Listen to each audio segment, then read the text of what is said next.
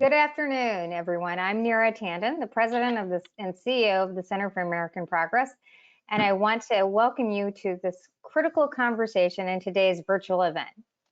Before we get started, I just want to give a quick piece of housekeeping to let you know that live captioning for today's event is available at www.americanprogress.org/live captioning. Now, we have a tremendous conversation ahead of us with California Governor Gavin Newsom, followed by a fantastic discussion with our panel. And I'll get into the introductions of the program a bit later, but I really just want to provide a few words of context to today's conversation. On the final day of the Democratic National Convention, it's only fitting we take time to look forward and consider how we can correct the course we're on in this country. The Trump administration's response to the pandemic, their response to Black Lives Matter, and their frankly dangerous and reckless suppression of our country's democratic framework have made it abundantly clear that right now, under this administration, we're on the wrong path. Really, we're not just on the wrong path, we're heading backwards, dangerously backwards. So that's why this conversation is so important, because we want to make sure that we're moving forward. And what's really critical to this conversation is learning from the great work that's happened at the state level, because we don't want to reinvent the wheel or start from the ground up. On the state and local level, many administrations have paved the way for progressive values and innovative policies that have helped shape Vice President Biden's platform on the federal stage. And the leading state in this regard is California. When it comes to paid family leave and sick days, when it comes to environmental justice and criminal justice reform, California has been a beacon of hope at a time when the country as a whole feels like it's in a very dark place. It's really a shining example of the fact that you can invest in people and also have incredible economic growth. Before the pandemic, California's unemployment rate was 4%, and its GDP is over $3 trillion. It's one of the largest economies in the world. And it's really a tribute to the philosophy, again, of investing in people to drive economic growth. That has been at the forefront of Governor Newsom's agenda and his success. So we're thrilled to have Governor Newsom kick off this conversation with us. We'll have a brief discussion, then we'll go to our panel afterwards. So with that, if it's okay with you, Governor, I'll just start asking you questions. Is that okay? I love it. Thanks for having me. Thank you. So first, I'd love to talk about the virus, the coronavirus. California has had some challenges, but it's now stabilizing. I'd love to just really ask you, the states who really have been on their own with the virus.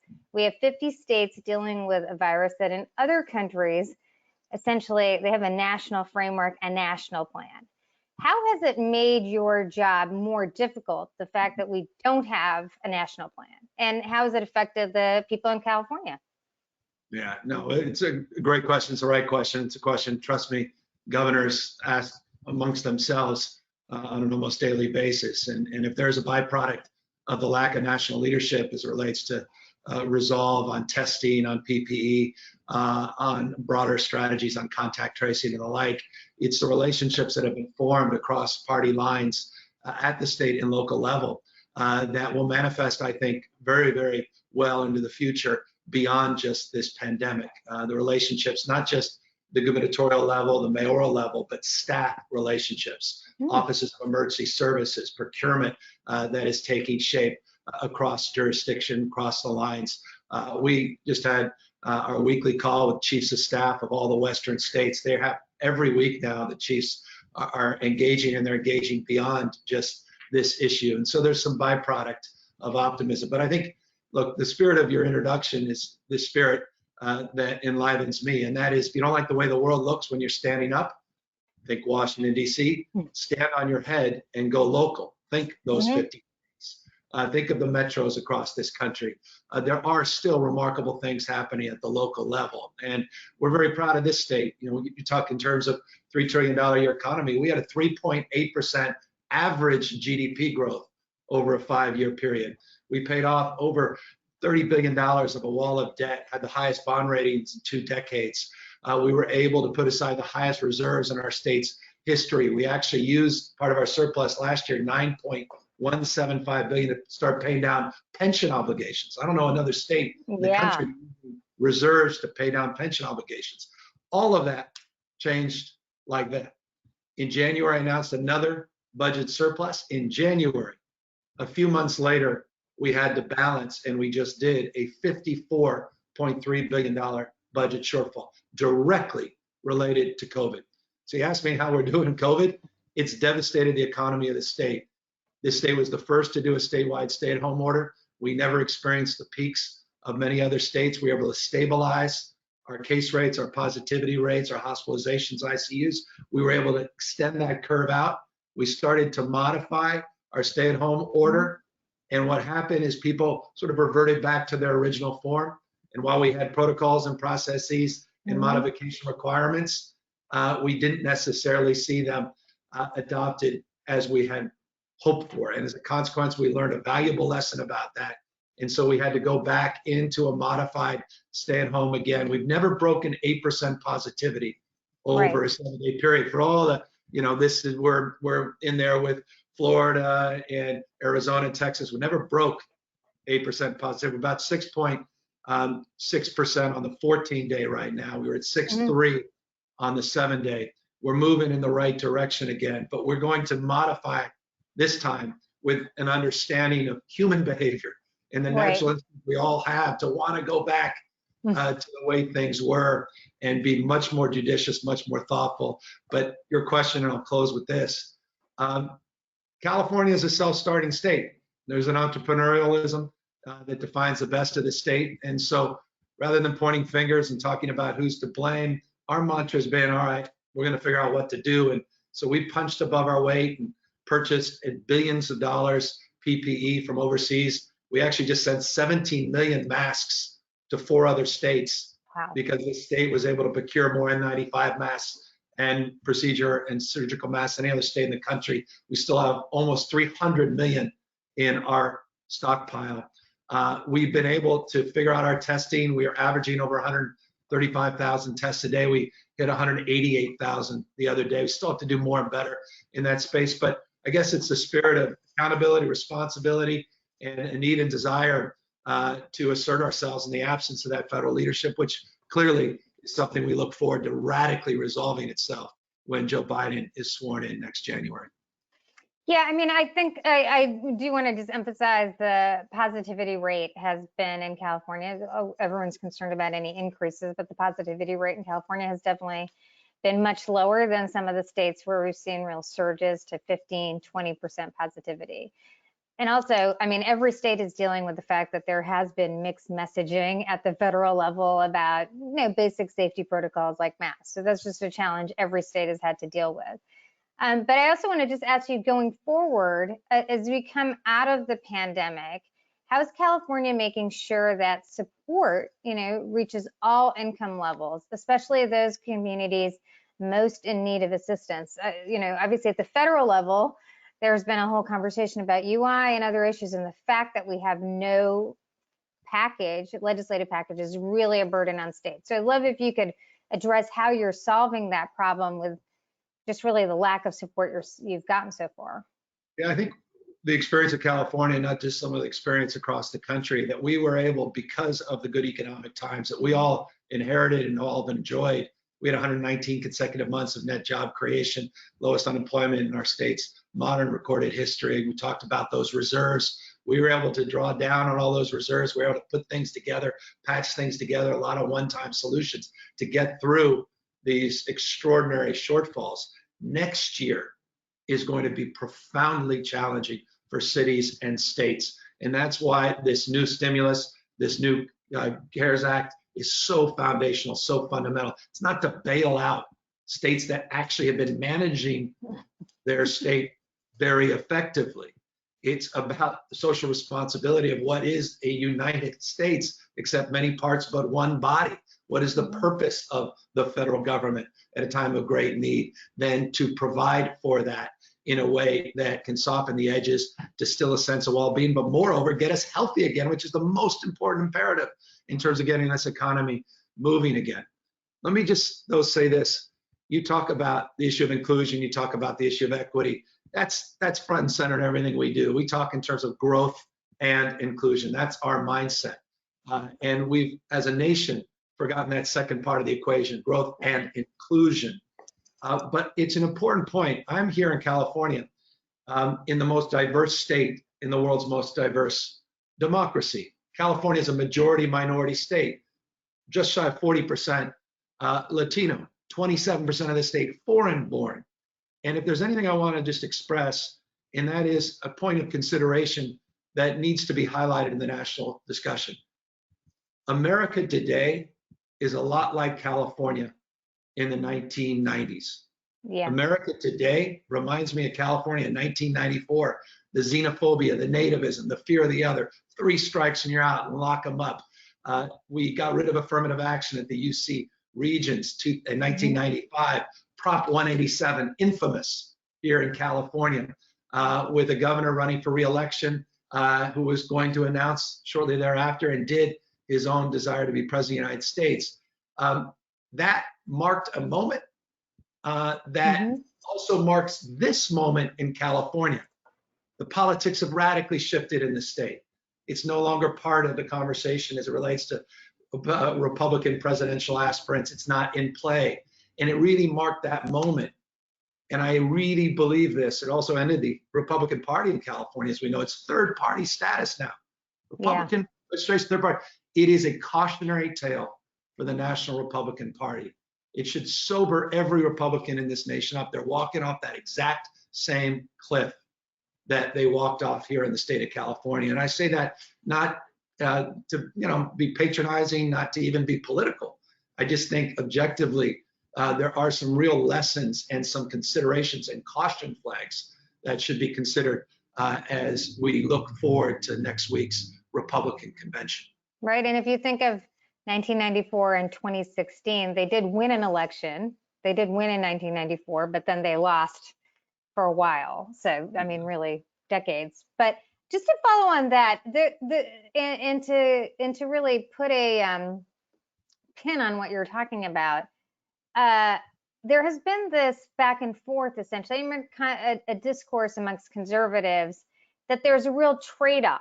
You know, the best way to get economic growth is not to invest in people, it's to cut social services, cut spending. Part of what's happened with the sea change in California has been not only has the politics changed, but policy has changed. There have been big investments, more investments in education. You've invested in childcare and early learning. You're investing in climate response, and that's not hurting growth, it's increasing growth. And I think this is also a central conversation we're going to have over the next several months. But also, I think the experience of California is so central to this, because as you've invested, it's not that California has declined, and in fact, it has led the country in economic growth. And so I'd love for you to just talk about some of the investments you've made, and then how that is building inclusion, but not at the expense of growth. It's actually going hand in hand with growth. Right. You use the word building, reminds me of a wonderful book called Built to Last. And in the book Built to Last, just tremendous book, highly recommend for everybody in politics and business, in life. But there's a chapter called The Tyranny of Or versus the Genius of And. And just summed up as a framework that our capacity to grow our economy was not done, as you say, at the expense of the environment. Quite the contrary. The reason California enjoyed 3.8% average GDP growth, substantially outperforming the national economy, is because, not despite our progressive policies, but because our progressive policies, we were able to create policies that created accelerants in terms of investment in the green space. We are in the process of radically changing the way we produce and consume energy, and it's stretched our system in the last week, where we've had this heat dome and world record heat, 130 degrees down in Palm Springs. We've got 376 fires because of lightning strikes, and we're dealing with the consequences of rapid acceleration, where the hots are getting hotter, the dries are getting drier, the wets are getting wetter. And so climate change at the forefront of our consciousness and also the forefront of our policy making. And we have more green collar jobs than we have fossil fuel jobs. We have more innovation, more research, more development. We have more Nobel laureates, more folks in venture capital, more investment in this space, an entrepreneurial, innovative spirit that's still alive and well. There's anxiety at the moment. We all have anxiety. Yeah. We all have fear related to COVID and related to everything on our screen every single night and every afternoon press conference. But at the end of the day, there's something dynamic about this economy. And it's, I think, absolutely because of progressive principles and policies, highest minimum wage in the nation, 2-year free community college, progressive strategies on criminal justice reform. We have the lowest population of inmates in California, lower than 1994. We were at 175,000, now at 98,000, declining. We're aggressive in terms of, we're going to shut down 2 prisons we just announced in this state. We're reforming a number of our prisons and cohorting people in this dynamic, energetic effort to reimagine rehabilitation in the state. The income we provided over 3.6 million families just over the course of last month by improving our earned income tax credit to over $1 billion is second to none in the nation. We're investing in 0 to 3, not just preschool, in those critical first few years of brain development. We're beginning to develop long-term strategies across the spectrum in terms of addressing achievement gaps, which are really readiness gaps. And so we have a different mindset, different approach, but we situationally are challenged like the rest of the nation, but in this moment, perhaps more challenged than we've been in many, many years in this state, with the confluence of things stacking on top of each other. Right. We are committed to these progressive policies. I'd love, you talked about climate, but I'd love to just just drill down a little bit on that area. Obviously, you're facing, in some ways, California is at both ends of this. It faces the most dire impacts from climate change, as you just talked about, the fires that have been ongoing and now annualized events. And on the other hand, you're leading the country and really not just operating as a state, but you're working internationally as a state across borders to address climate. And so I'd love, that's kind of innovative thinking that is we don't see a lot of over the last couple of years. So I'd love if you could just just drill down a little bit more on what you're doing on climate, and then where you see that going over the next year. Because I do think your examples have also really informed the Biden-Harris strategy now of how to invest to basically address our climate challenges as a country. No, well, it's progressive federalism. I mean, again, it's the spirit of your introduction. And that is, despite the headwinds, we're not victims. We have agency. We can shape the future. Future's not just something to experience, something to manifest. Decisions, not conditions, that determine our fate and future. With all due respect, my biggest critique of the Trump administration is the victimization of everything. Somehow it's everybody else's fault. We have a different mindset here. We take accountability, take responsibility, try to fix things, and try to work to change the environment and conditions, literally and figuratively. And so there's a subnational construct where, all right, we pulled out of Paris. How can California, like Governor Brown did, he pulled out of his driveway as governor of California, went to the airport, flew to Beijing, and met, and then sat in the presidential palace meeting President Xi to basically double down on the Paris Accords at a subnational level. Only California and a California governor, Governor Brown at the time, could have done that, leading the charge with nations, a couple hundred around the world, to sign up on these protocols. So that's our capacity. We're doing the same thing with other states. We've done that on our low carbon vehicle emission standards, and that became the Biden standards. And of course, Trump's trying to roll them back. We went to Quebec and did the same thing to try to expand our cap and trade components. So my only point is we have capacity that's unlimited. As long as we allow ourselves to think beyond the constraints that we think limit our day-to-day activities with relates to our formal authority. We have the ability to exercise moral authority. And that's abundant, and it's a renewable resource. Those that exercise, like President Trump, his formal authority every single day, this command and control, it diminishes. And so I think that abundance, that mindset, not scarcity, but the abundant mindset that has always been part of the frontier spirit of California, that is an opportunity anew with President Biden to bring that mindset back into the national frame. And so I'm enlivened by that. Success leaves clues. There's an entrepreneurial spirit, a sort of enlightened competition between states, governors, and mayors. And in that entrepreneurial energy is innovation. And that's what this state is all about. Great. And I'd love to just follow up on another point you made, which is on the transformation of the criminal justice system. I mean, referencing the 90s, most of the campaigns were run on law and order in California, sort of ahead of the rest of the country. And I think it's an innovation in itself to be able to close prisons and reform the criminal justice system and move away from that. Given the conversation the country has been having on police brutality and the over-reliance on the criminal justice system, essentially to solve problems, how are you looking at these challenges going forward? I'd love you to drill down on what you've done, but also where you're heading on, mental health services versus criminalization, and whether you're seeing that you're able to actually serve people better and save money by less reliance on policing for really issues that are mental health or social welfare problems. So this state led the nation in a aggressive mindset to lock folks up, throw away the key. 3 strikes, as I said, in 1994, determinate sentencing. I keep bringing up Governor Brown. I'm sitting in his old office here at the old governor's mansion. It's hard not to be reminded of his leadership. But when he was first governor and when he was in his 30s, we had about 30,000+ prisoners. It peaked, as I said, about 173, 175,000. We're now dropping below 100.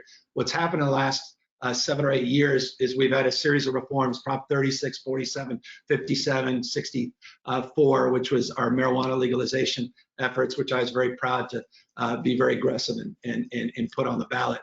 And as a consequence of those reforms, we've been able to reduce our total prison population in a way where you have not seen any statistically meaningful increase. There's been some episodic, some regional increases, but not in the aggregate of increase in violent crime. Now, again, any one criminal act is going to be exploited. It is on a daily basis, trust me, daily basis. But the trend lines are favorable. And so there's a different mindset.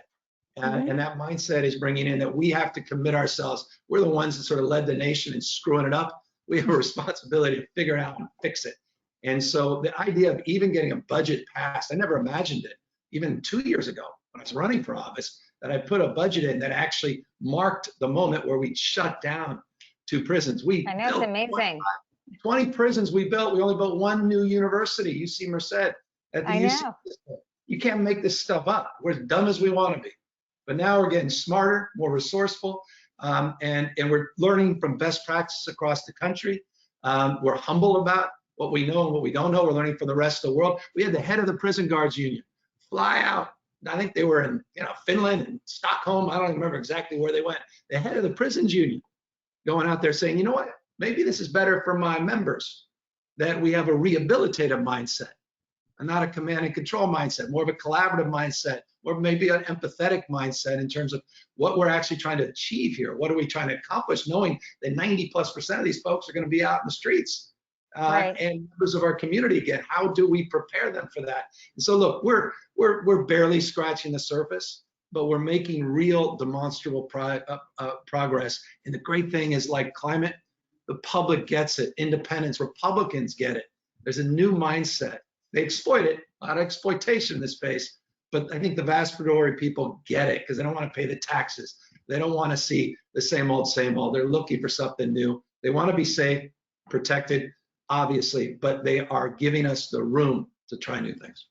I mean, I think that's really an important point across a number of investments you've made, right? So when we spend less on the criminal justice system, our tax, you don't have to, it doesn't cost as much. And essentially, sometimes when you address a problem from a social safety, from a social welfare perspective or a mental health perspective, that just costs a lot less money than having someone basically criminalizing your mental health concerns. Or when you invest in pre-K and kids then are doing better all through K through 12, and it can make it into college. They end up paying taxes at a higher level. I think, are you seeing that other governors are learning from your success, or are they picking up other issues? And because I do think this framework of making the investments we need to make in people is a critical one from the Biden campaign. They have the largest investment in childcare and childcare salaries, but childcare of any presidential candidate ever. They have the largest investment in climate of any administration ever, any president ever. So, these are areas where they're definitely learning from your success. Are there other states that are learning from your success as well? Yeah, and I'm learning from theirs. As I say, we're humble about all this. I'll tell you, when it comes to COVID, if any of us are going to write a blog, it should start with humility. Right. We know we don't know. I mean, this has been a humbling moment for all of us in every way, shape, or form. But there's incredible things. As I say, I'm serious about this. I don't wake up every morning. It's not my mindset. It wasn't how I was raised to just find a big crowbar to put in the spokes of the wheel of the other party. I leave that to others. That's a game for others. It's a power thing. It's not my thing. I'm passionate about ideas, passionate about innovation. I come from a private sector background. I started 23 little small businesses, created about 1,000 jobs. And that's not to impress any of you, but it's an entrepreneurial mindset, that small business mindset, where you take pen to paper and make things happen and don't complain, don't explain, just get things done. And so you're seeing that in other states. And I've stolen ideas from Republican governors, from Democratic governors. As I said, success leaves clues. And this is what's so exciting.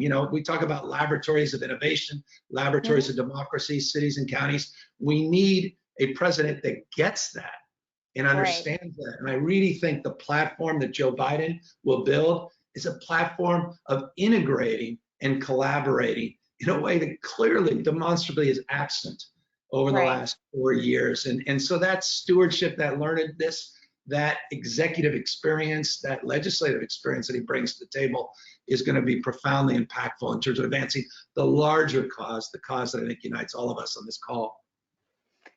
Well, I have to say, I think we've been able to only scratch the surface, as you said, of the policies and proposals you've put forward and have been thriving in California. But I think I can't think of a better conversation to really move forward past the Democratic Convention and into the next couple of months, because as we look to what's happening in 2021, it will be just on a base level refreshing to have an administration that isn't attacking states, but actually supporting states, and not attacking people who are trying to solve problems, but actually trying to be partners with those states.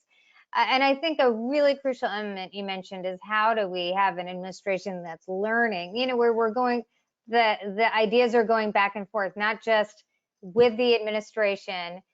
The administration is learning from governors, and governors are learning from other governors, and governors are learning at the federal level, so that we can make progress. But I have to say, as someone who worked on the ACA and other federal policy, having success at the state of a policy makes making a national policy so much easier. So I really want to thank you, not for being here, for which I'm grateful, but really for making California a leader from which the nation can draw policies that'll improve the lives of everyone, not just Californians, but the whole country. So I'm really grateful, and I can't really think of a better conversation for the day and going forward. So thank you so much, Governor Newsom.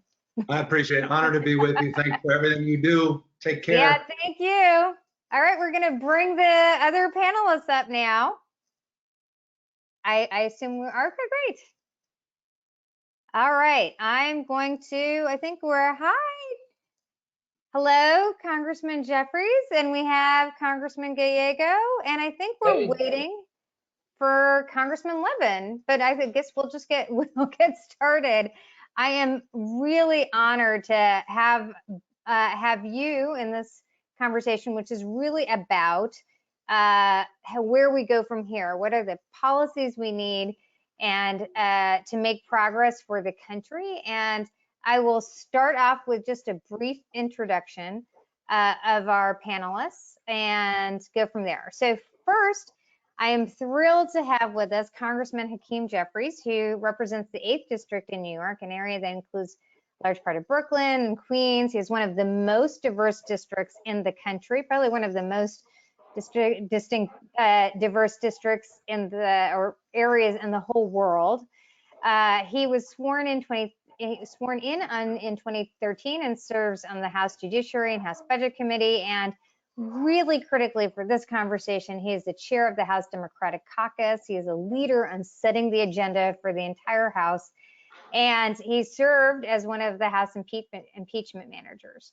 We also have Congressman Ruben Gallego, who represents the 7th District in Arizona, includes much of Phoenix and Glendale. He was first elected in 2014, and before that, he was a member of the Arizona House of Representatives. He is a Marine Corps combat veteran, having been deployed to Iraq in 2005, and now is a member of the House Armed Services Committee and the House Committee on Natural Resources. And finally, we have Congressman Mike Levin, who represents the 49th Congressional District, which includes much of San Diego. He was first elected in that great class of 2018 and has throughout his career been committed to environmental protection and combating climate change. He serves on the Natural Resource Committee and the Select Committee on Climate Crisis. So we're thrilled to have all of you here. And I'll start off with you, Chairman Jeffries, by asking you about where you see the House of Representatives on the issue of coronavirus. The virus is still raging throughout the country. The House passed a bill. I'd love for you to discuss how that bill would affect, how the bill would redress the challenges we're facing, but also the deep racial and economic inequality we've seen from the virus itself and the virus response. It's obviously hitting communities of color and lower income Americans really disproportionately. And some of us think that maybe the fact that we're not seeing action in the Senate or from the White House is because of a lack of concern about that disproportionate impact. But I'd love for you to talk about it as a member of leadership. Well, thanks so much, Neera. Appreciate you and your leadership, and certainly the Center for American Progress. Great to be with two great members of the House of Representatives, of course, Ruben and Mike, and look forward to seeing them as we return in a few days for an emergency session to deal with one aspect of the crisis that we confront in this nation as a result of our long national nightmare, which has been with us since November of 2016. As you pointed out, Neera, we passed the HEROES Act on May 15th. That is over 3 months ago. It was a $3 trillion plus intervention, an extraordinary intervention because this is an extraordinary crisis. At this point, over 170,000 Americans dead, more than 100,000 small businesses permanently closed, more than 5 million Americans infected by the coronavirus and counting, more than 5 million Americans who have lost their employer-based health insurance, and of course, a situation where over 50 million Americans during the course of this pandemic filed unemployment claims for the first time. A lot of pain, a lot of suffering, a lot of death, and inaction from the White House. The HEROES Act would ensure another round of direct stimulus payments to everyday Americans of up to $6,000 per family to help people deal with their day-to-day living expenses. It would extend the emergency unemployment insurance benefit of $600 per week into next year, because that's what's necessary. The crisis is not over. As you pointed out, Neera, it's just getting worse. We set aside approximately $175 billion in direct assistance to renters and homeowners, low-income renters, homeowners, working families who are struggling to pay off that mortgage or to pay that rent and are at risk of being put out into the streets. And then the last aspect that I would mention is that we set aside approximately $1 trillion in assistance for state and local governments, because we recognize that if these state and local budgets are devastated as they've been and are not repaired, it will result in draconian cuts. which will hurt the most vulnerable amongst us, particularly in Black and brown communities and in immigrant communities, which, as you've pointed out, have already disproportionately suffered adversely from the coronavirus pandemic. Those will be cuts to public health, public education, public safety, public transportation, public housing, the provision of the public good in every aspect of American life.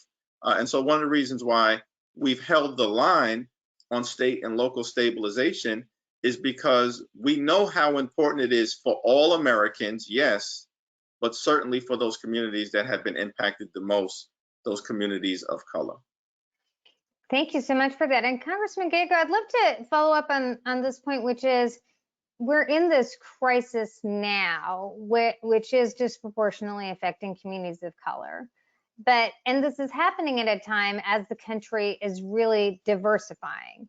And as we go forward, we're seeing right now that this pandemic hit, and it hit communities of color, Latino communities, African American communities, indigenous communities, really hard.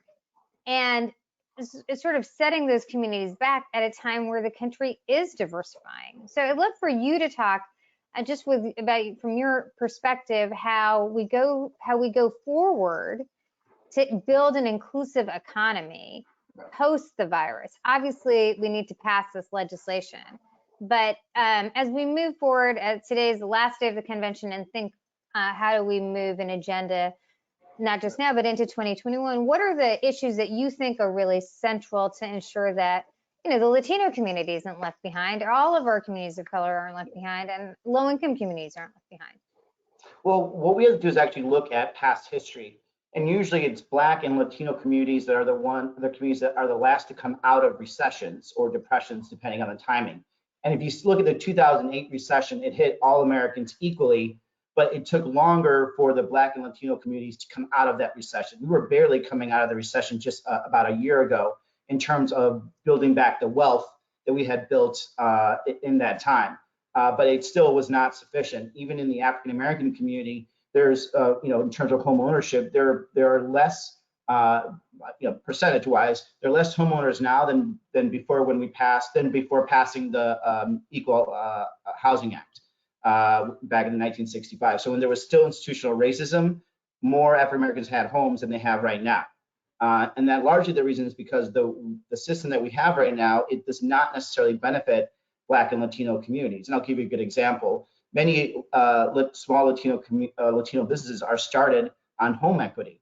And they take out their home equity and they use that to start their business. It's a very common way to do it. They don't necessarily have direct access to other types of creditors. Well, that's going to be very difficult for us to restart these Latino businesses or starting businesses when they don't even have the ability to even get a loan for a home. You have a lot of small to medium-sized minority businesses that want to be able to expand, but they probably took a huge credit hit during this crunch. So as they come out of, as we hopefully come out of this recession and they start re-engaging with banks, if they don't have a good banking history or a good credit history, it's going to be very difficult for those institutions to expand, or I should say the small business expand. So what we need to do is to help these communities not just survive for the time being. We need them to help them thrive and really just push out of the gate as fast as possible. So we need to work with our banking institutions. We need to work with other institutions. For example, Chairman Jeffries can tell you one of the things we learned from our PP program was that a lot of the small mom and pop minority shops were not able to get any loans from our big banks. So second time around, we made sure that there were other financial institutions that particularly service these small businesses, minority-owned businesses, that they were also eligible to give out PP. In Arizona, for example, there's a group called Chicanos por la Causa. Their average loan was $11,000 PP loan, wow. These were the businesses that were ignored by the big banks. Now, it's not that we have to go and tear down the big banks, but we have to work with all institutions to make sure they understand that going into the future, these businesses are very vital to the overall health of the economy. And it was really important in Arizona, actually. The people that led us out of the recession in terms of the highest growth were Latina-owned businesses. And so we need to continue that. But one of the things I fear is, in something that I saw in 2000, when I was in the State House, is that when recessions hit, and Chairman Jeffries talked about this, sometimes, I think the most extreme elements use that as an excuse to start slimming down the size of government. And when you start slimming down the size of government, the people that are most dependent on investment of government are Black and brown communities. And it particularly hits at times when we need that expansion. So in Arizona, 2008 recession hits. It's also at the same time that we have about 40 to 50% of our K through 12 students being of color. But then you had the people that were in charge, which were largely older Anglo Republicans that were in charge of the budgets. And they used the recession to basically cut funding for schools, they cut funding for pre-K, they cut funding for Medicaid, anything they could get their hands on. They used it as a way to cut that investment in those communities, because, I even heard this a couple of times, like, well, those aren't my kids. That's not my school anymore. And so we have to make sure that at our position in the federal government, we do not allow that to happen, because that disinvestment in those communities ends up being, it's a horrible ROI. Absolutely. If we don't invest in the workforce of tomorrow today, we're not going to have an educated workforce. We're going to have slower GDP growth. We're going to have a weaker country. And it's just in general, it's just a dumb investment policy. Right. I think this is one of the reasons why Chairman Jeffries made a point about state stabilization is so critical, because many states will basically cut the most vulnerable communities if left to their own devices. So it's why it's so vital that the federal government really lay out funding for these communities, essentially, because they're relying on this funding the most. I would like to say that the pandemic isn't the only crisis we're facing right now. We obviously, California right now is facing a series of fires throughout the country, throughout the state, that is a product of climate change over the last, that we're all experiencing. So Congressman Levin, I'd love for you to just talk with us about how you see the climate issue in 2020. The climate, like so many issues, is one of the deepest differences between a Donald Trump and a Joe Biden, in the sense that Donald Trump, has called it a hoax, and Joe Biden has the most expansive climate plan. So I'd love for you climate was a central issue to your victory in a, conservative part of California, Orange County. I'd love for you to talk about, how important the climate issue is, but how we can, what's on the horizon of what we can actually do as a country to address it. You're on mute, so you have to unmute.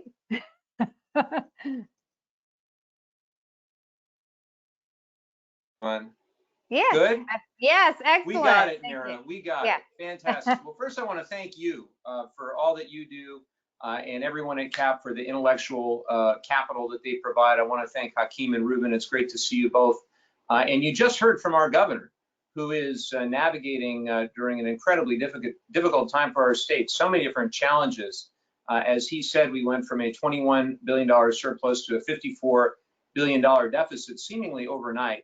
And now, of course, with these fires and the other impacts of climate change, we see untold stresses on our system in California. But what I do know is that we are going to be strong, and we are going to be accelerating the transition to a more sustainable future in this state. And we're going to continue to demonstrate that you can grow the clean energy jobs of the future and protect our environment at the same time. That's what we've done. Before the pandemic, we had record per capita economic growth, and we showed that you could create 500,000 clean energy jobs and have very low unemployment, and that you could do it all without bankrupting the state or destroying our energy infrastructure. Now, we have seen from the last few weeks that we've got to go further in terms of our planning and our resiliency. We're going to need a lot more large-scale battery storage, as an example. I'm encouraged that they're building the largest battery storage plant in the world in just on the outskirts of San Diego. So we're going to need more of that. The report I saw this morning suggests maybe 12 gigawatts more of battery storage needed in California. But I am so proud of the work that we have done in the 116th Congress on this issue, and that I've been able to do even as a freshman, sitting on the Select Committee for the Climate Crisis, where I hope everybody will take the time to read at least the executive summary of what we've done. It's a 500+ page report. You can see it at climatecrisis.house.gov, and it provides solutions that are commensurate with the science. Economy-wide, zero net carbon by 2050. In the power sector by 2040. And my bill, the Zero Emission Vehicles Act that I'm doing with Jeff Merkley, 100% of new car sales, zero emission by 2035. So here we are at this incredible precipice, this crossroads for our nation, where we've got this massive public health crisis, this massive economic crisis, and the need to create millions of good jobs. Right. We just saw this past week another 1 million people filing for unemployment. Now 21 weeks, I think the best was 960,000 people filing for unemployment. I think around 28 million have filed for unemployment. So we have the opportunity to grow this sector and to lead the world again.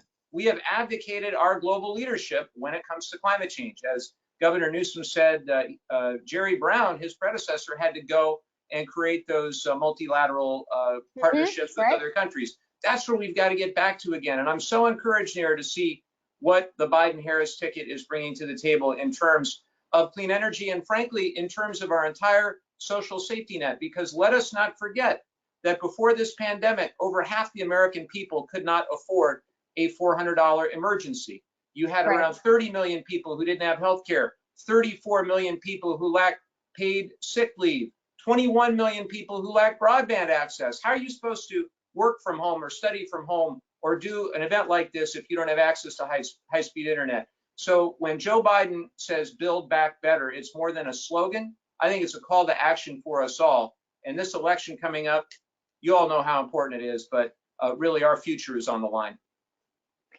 We've now talked about a few crises, the pandemic, climate change, but obviously one of the gravest challenges we've faced is its own pandemic of police brutality and a criminal justice system that is not working for all people. In fact, feels like we have a policing system that serves a few and polices the many. So, Congressman Jeffries, you've led on criminal justice reform. You've passed legislation on criminal justice reform, obviously. And this summer, the House passed the most far-reaching policing reform bill in the Congress ever.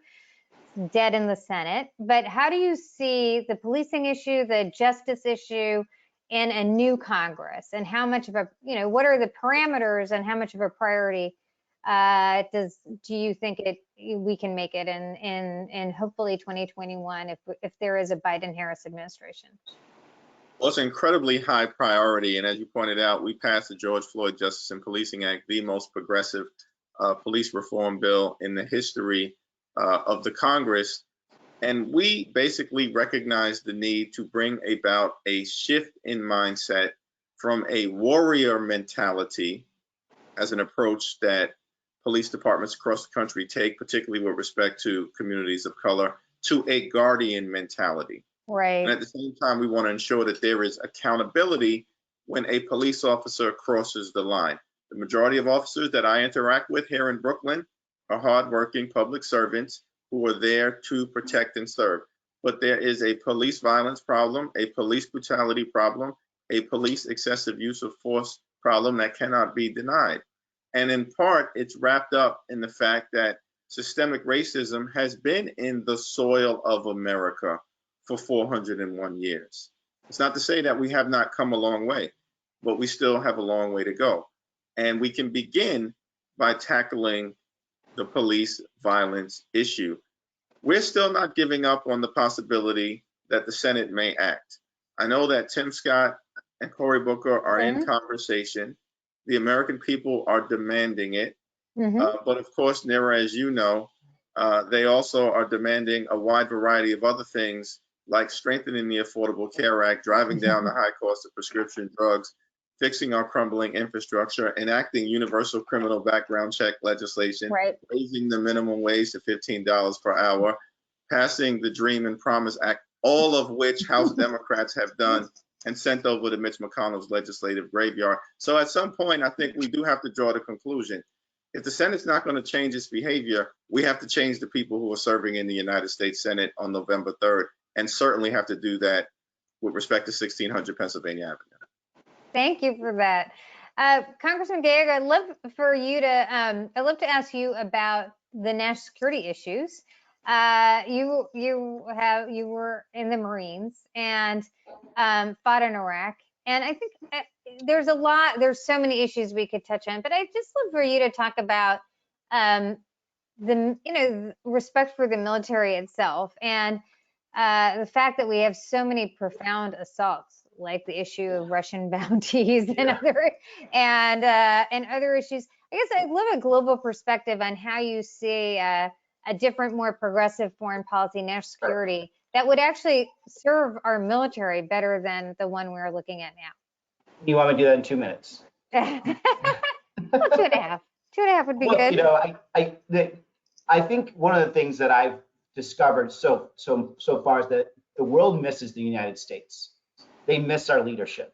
They miss our ability to coordinate actions and to coordinate, on a global scale reactions. Certainly, one of the things I've seen and heard from some foreign ministers that I speak to is the profound sadness that we weren't the world leader that we could have been when it came to COVID-19, and work together like we saw under the Obama and Biden administration dealing with H1N1 and Ebola, and they miss us. I talked to a lot of European defense ministers, and they're worried about our potential abandonment of NATO, and the fact that they're calling a three-term member of Congress from Arizona to talk about what they fear tells you that they have no connection to this administration.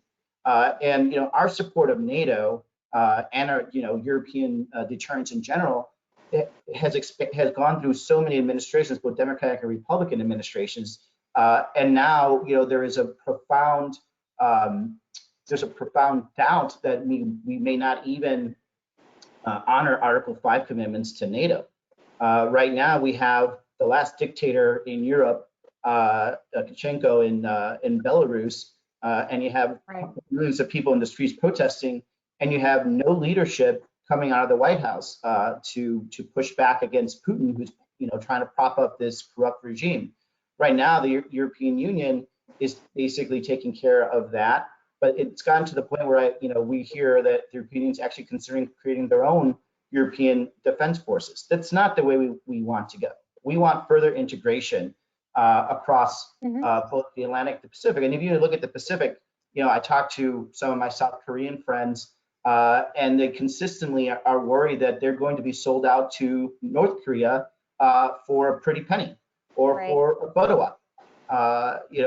The government right now, the U.S. government right now, is shaking down the South Koreans for an extra $3 billion for basing our troops there.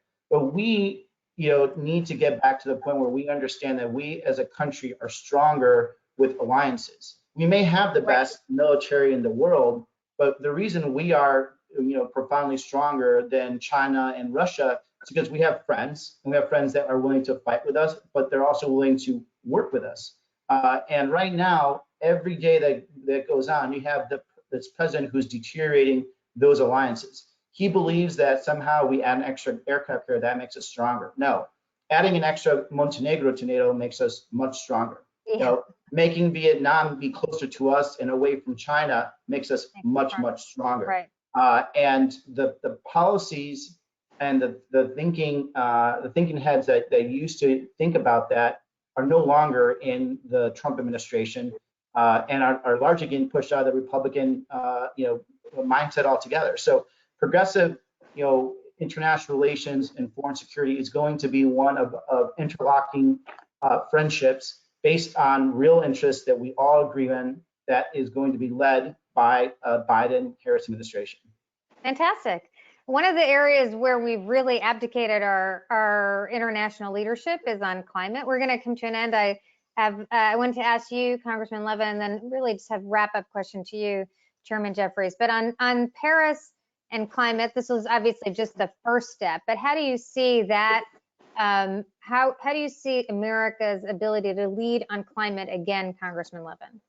Well, I had the opportunity to go with Speaker Pelosi and a number of my colleagues to Madrid for the COP25. This was last year, and we were supposed to go to Glasgow, Scotland for COP26 5 days after the November election. And that would have been very interesting depending on the outcome of the election or the uncertainty if the election results are still being decided. That has been delayed until 2021. But make no mistake, at that next COP, we are going to have to, hopefully with the new administration, reiterate our commitment to lead the world when it comes to reducing greenhouse gas emissions. I am absolutely sure that no other country can lead the world the way the United States can do it. When you think of China with 28% of the emissions, we're second with about half of that. India is third with about half of what we emit, and then Russia is fourth with about 4%. Just going around to all the different countries and seeing what they were doing in Madrid, it was clear to me that our lack of leadership was a massive hole that has to be filled. And we were there, the Trump administration, the folks that we met with, they were doing their job, but their role at Madrid was to highlight innovation, meaning highlighting exports of liquefied natural gas to the developing world. That's what we're now doing in terms of innovation. We ought to be leading the way when it comes to creating those clean energy jobs. And I'm so encouraged, again, by both the House plan that I mentioned and the Biden plan, where we're going to do it in America. We're going to create the next great clean energy companies. We're going to innovate. We're going to manufacture these technologies. And I am absolutely convinced, Neera, that in 20, 30 years, we're all going to be using a whole suite of new technologies related to how we consume electricity, how we build buildings, how we move goods, how we move people. The question we have to ask is whether or not those will be American technologies, innovated here, developed, manufactured here, or whether we're going to allow China and India and other countries to do it instead, because they will. And then we'll be using the technologies that are developed and manufactured in those countries. That is a massive economic opportunity. And we too often talk about the cost of climate action, Neera, but we do not talk about the cost of doing nothing.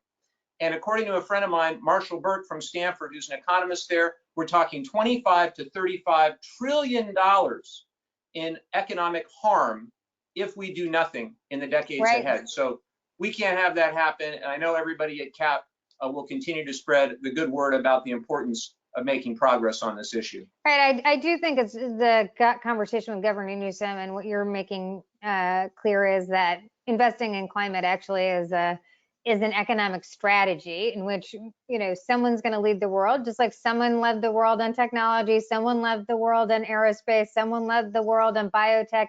It's just the United States invested so that those leaders were us. And that's the question before us as well. Congressman Jeffries, you made a series of references to bills you've passed, but I think this gets really lost, the bills the House has passed over the last 2 years. But I think this gets really lost in the conversation. You know, the House has passed a series of bills that died in the Senate. But I'd love for you to just talk us through what it would be like for the American people, just using the House bills as a baseline, if you had a Democratic administration who would have signed the bills and a Democratic Senate who would pass the bills, right? So you could actually take this agenda.